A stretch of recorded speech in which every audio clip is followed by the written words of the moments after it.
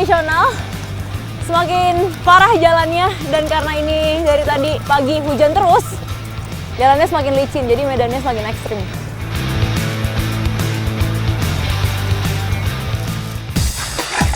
Beda kakinya ya. Kita lagi mau cari ikan. Nama ikannya apa, Pak? Ikan uak. Ikan uak. Nah, ini. Set. Nah, ini dia. Ini dia namanya ikan uak. Bentuknya ini mirip kayak belut. Kalau air lagi surut, kita bisa nangkap uak. Kalau lagi pasang seperti ini, ada lagi yang bisa ditangkap. Namanya apa, Pak? Ganggala. Ayo, Pak, dilempar jalannya.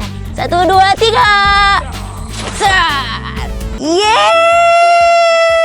5, 3, 2, 1.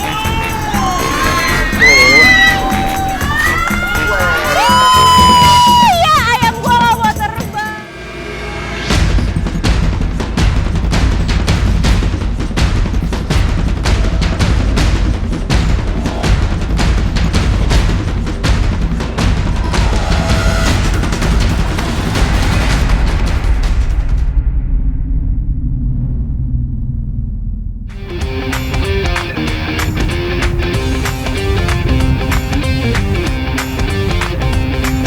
Sejak dibukanya perkampungan Waiharu di Lampung pada tahun 1800-an, masyarakatnya masih sangat bergantung pada kekayaan alam hingga kini. Inilah alat transportasi utama masyarakat Waiharu untuk membawa hasil bumi.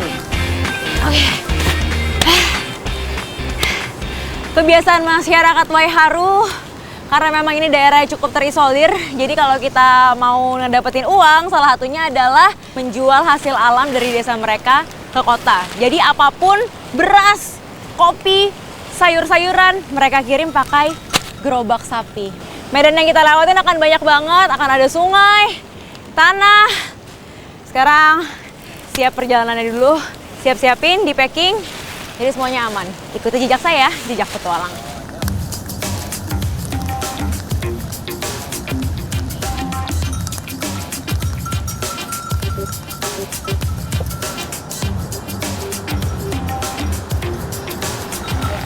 Untuk bisa ngelewatin jalur pantai tanpa ngelewatin tanah-tanah yang rusak, kita harus kejar-kejaran sama pasang. Nah, sebentar lagi lautnya udah mau pasang sampai tinggi, jadi harus pergerakannya lebih cepat.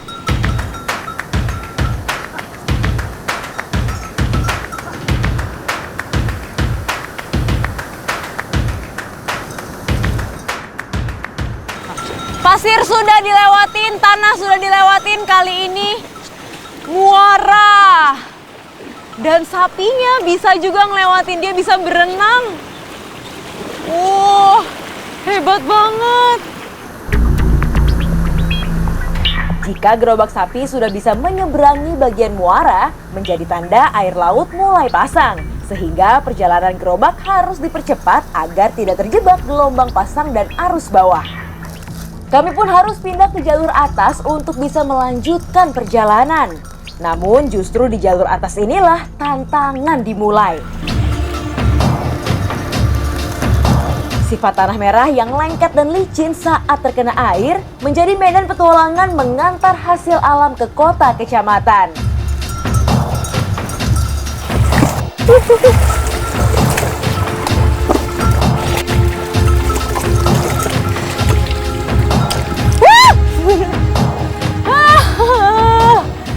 Makin jauh kita lewat jalur tradisional, semakin parah jalannya, dan karena ini dari tadi pagi hujan terus, jalannya semakin licin, jadi medannya semakin ekstrim. Gerimis yang terus menemani perjalanan kami membuat jalur gerobak semakin banyak digenangi air. Tumpukan lumpur yang menempel di ban gerobak juga membuat langkah sapi semakin berat. Jarak tempuh saya dari Waiharu ke pasar sebenarnya cuma berapa, Bang? 17 kilo. Cuma 17 kilometer. Tapi karena jalannya parah banget dan muatan kita juga lumayan banyak ya, Bang. Jadinya perjalanannya pasti dijamin memakan waktu lama. Ayo.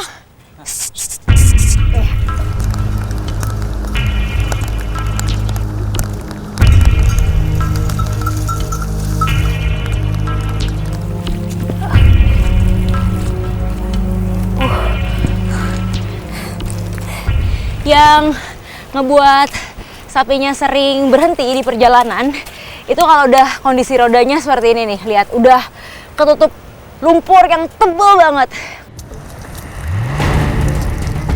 Secara hitungan jarak, perjalanan kami seharusnya bisa ditempuh dalam waktu 4 jam jalan kaki. Tapi dengan kondisi jalan seperti ini, masyarakat bisa sampai menginap di tengah perjalanan. Saat ban penuh lumpur dan tidak bisa berputar lagi, kami harus membersihkan lumpur agar langkah sapi penarik gerobak kembali ringan.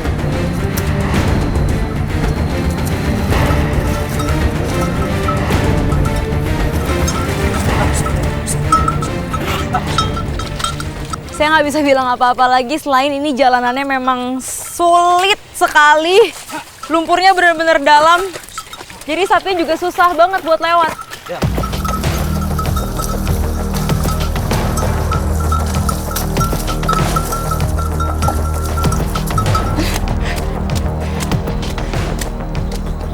Jembatan gantung menjadi akhir dari cerita panjang perjalanan mengantar hasil alam dari Waiharu ke kota kecamatan. Selanjutnya, gerobak akan berhenti di lokasi tempat sapi-sapi beristirahat. Iya, oke. Sudah sampai di pemberhentian terakhir nih, di kanan kiri saya udah ada gerobak-gerobak yang udah sampai duluan ya, Bang? Iya. Jadi kalau gerobak coba bisa sampai di sini, nanti barang-barangnya langsung kita bawa ke pasar buat dijual. Ikuti jejak saya, jejak petualang.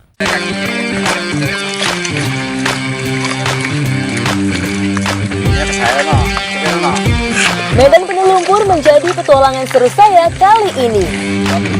Sungai Sesayap yang membentang di Kabupaten Tanah Tidung dan Malinau memberi banyak manfaat bagi masyarakat sekitarnya. Uwak ini cara megangnya spesial, jadi harus kita selipin kepalanya di jari-jari karena dia giginya tajam-tajam tuh. Jadi dia sering gigit tangan. Ya, tapi tidak berbicara. Iya, makanya supaya aman gak digigit, mesti dijepit kepalanya. Lepas, Pak. Uwak termasuk dalam keluarga ikan gobi, namun oleh warga lokal sering disebut belut merah. Nah, ini ciri-cirinya kalau di dalam lubang lumpur itu ada uwak ini nih. Ini. Itu cirinya airnya tidak lancar itu. Oh, airnya nggak lancar, jadi dia nggak Kalau air nyembur. lancar berarti nggak ada isi. Oke. Nah, Tuh kan, wah, beneran ada. Tebakannya benar. Meski mirip, uwak berbeda dengan belut. Uwak memiliki sirip sehingga masuk dalam golongan ikan. Bentuk kepala uwak juga lebih bulat dibanding belut yang meruncing ke depan.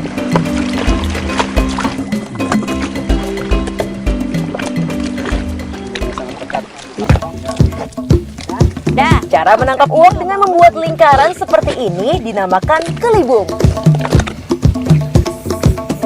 Observasi. Ada dua cara buat nyari uwak. Yang pertama kita menggali lumpur ke arah air. Yang kedua ini bikin lingkaran terus injak bareng-bareng. Jadi nanti uwaknya bakal terkepung di tengah-tengah. Dalam teknik kelibung, jarak antara jejak injakan kaki harus rapat agar uwak terperangkap dalam lingkaran. Iya. Dapat lagi nih, Pak. wah, Pintar. Ternyata lebih gampang dapat kalau saya pas nyarinya pakai teknik uwak kelibung. Karena mungkin ini kerjasamanya terus-menerus ya. Jadi lubangnya ada terus. Makanya dia nggak tahu mau lari kemana. Iya, Akhirnya terkepung beneran.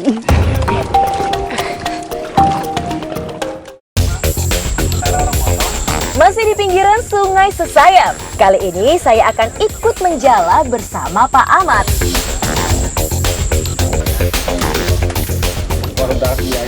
Kalau air lagi surut, kita bisa nangkap uwak. Kalau lagi pasang seperti ini, ada lagi yang bisa ditangkap. Namanya apa, Pak? udang galah. Udang galah. Dan ukurannya katanya ada yang besar-besar. Jadi sekarang Rani udah siap sama alat perangkap. Kita mau pasang. Ikuti jejak saya, jejak petualang. Udang biasanya bersembunyi di bawah pohon atau kayu-kayu yang hanyut terbawa arus sungai. Buat merangkap udangnya kita pakai harus bambu ya, Pak? Iya. Karena bambu ini ringan. Jadi ini ditancepin ke dalam seperti ini. Di situ dikasih umpan. Nah, tinggal kita tunggu pasang bambu-bambu lainnya. Jadi kita tahu udangnya ada di sebelah mana. Lihat bambu ini aja. Nah.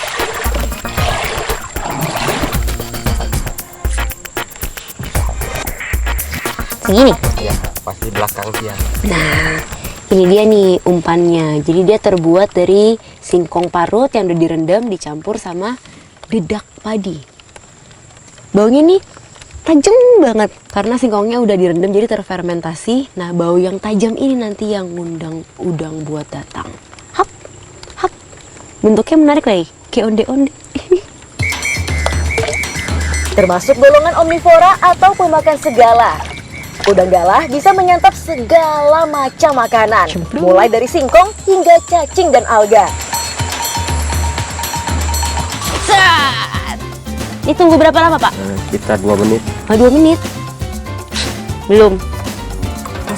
Ada nggak, Pak? Ada nggak, Pak? Ada? Wih, Pak. Wih. Banyak nih.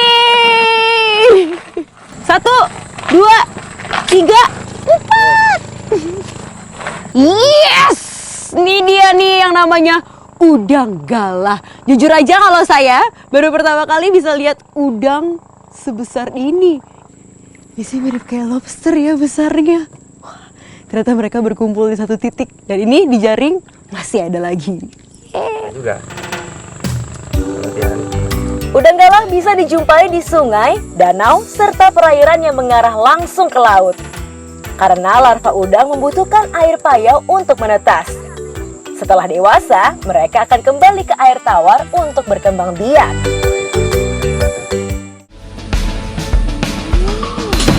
Hari ini Rani mau masak banyak. Yang pertama mau diolah adalah uwaknya dulu. Nama masakannya apa tadi, Bu? Oncom plodo Sama uwak podos. oh, syaratnya tadi apa kalau mau nyebut? Moncongnya harus maju ke depan. Oh, oncom plodo sama tumis podos. O-nya harus maju ya? Iya, moncongnya harus maju ke depan. Moncongnya harus maju, soalnya rasanya podos, pedas. Kepala uwak tidak termasuk bagian yang dikonsumsi, jadi harus dibuang. Bagian belakang kepala hingga ekor dipotong-potong namun tidak sampai terputus, agar dagingnya tidak mudah rusak saat dimasak. Bumbu olahan uwak oncom plodo sangat sederhana. Hanya ada 2 bumbu utama, yaitu oncom plodo atau buah asam perengat serta serai. Selanjutnya, uwak direbus dengan api sedang.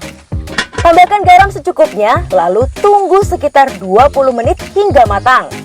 Selain oncom plodo, uwak pun bisa dimasak dengan cita rasa pedas. Bawang putih, bawang merah, kemiri, serta kunyit ditumbuk halus. Tumis bumbu dengan api kecil, lalu masukkan uwak goreng yang sudah dibumbui garam. Punya lebih meresap. Oke. Sementara untuk olahan udang galah, langsung dibakar tanpa bumbu hingga berwarna kemerahan.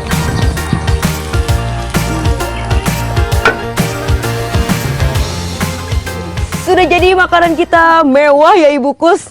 Buatnya bercucuran keringat semuanya. Kalau Rani paling gak sabar cobain yang ini, udangnya. Ukurannya, udang galah ukurannya besar-besar. Jadi makin lapar ya Bu. Jadi langsung aja kita makan. Ikuti jejak saya, jejak petualang.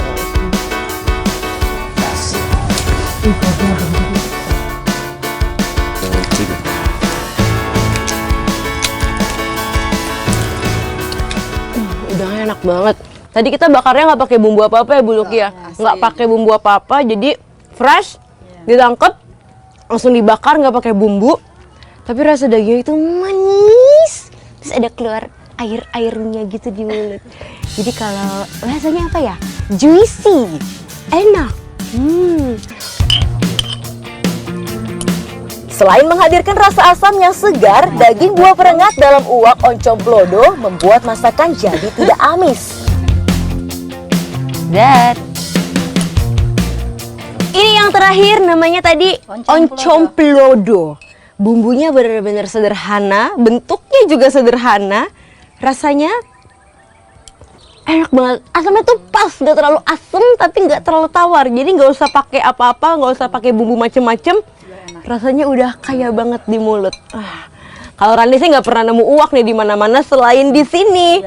Jadi kalau mau cobain, langsung aja datang ke sini cari Ibu Kus sama Ibu Loki. Ikuti jejak saya, jejak petualang.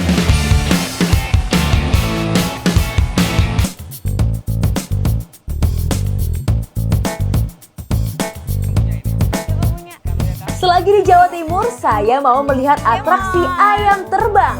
Ya, namanya ayam sap-sap.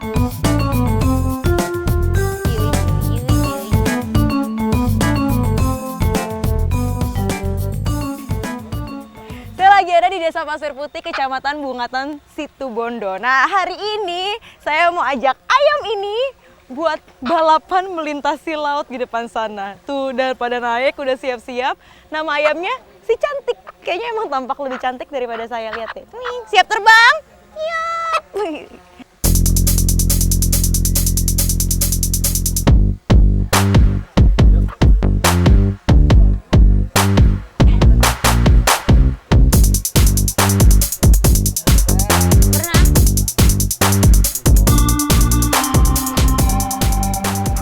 Ayamnya bakal kita bawa sampai 100 meter dari bibir pantai. Dan ayamnya nggak boleh sembarangan, harus ayam kampung, terus harus betina.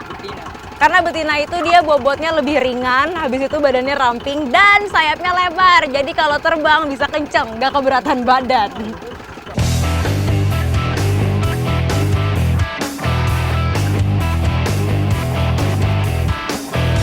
Ayam sap-sap tercipta dari ketidaksengajaan. Ketika itu, masyarakat Madura membawa ayam dalam acara larung sajen atau upacara syukur panen sebagai persembahan. Tak disangka, ternyata ada ayam yang berhasil terbang kembali ke daratan.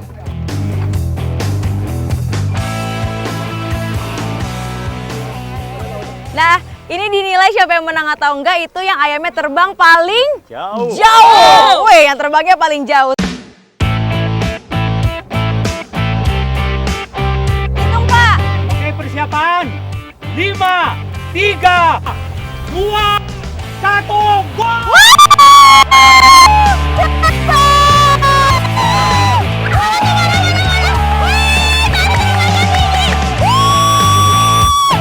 Wah, terbangnya oke juga ya. Lumayan cepat, bisa mencapai 25 km per jam. Hebat juga ya.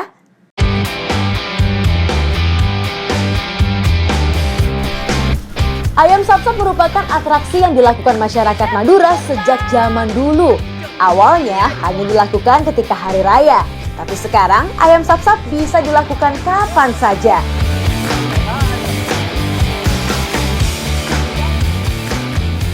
Nih si Cantik jagoan saya masuk babak final.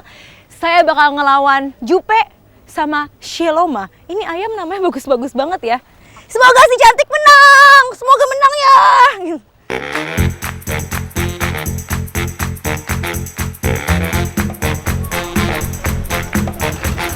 Bete. 5, 3, 2, 1, go!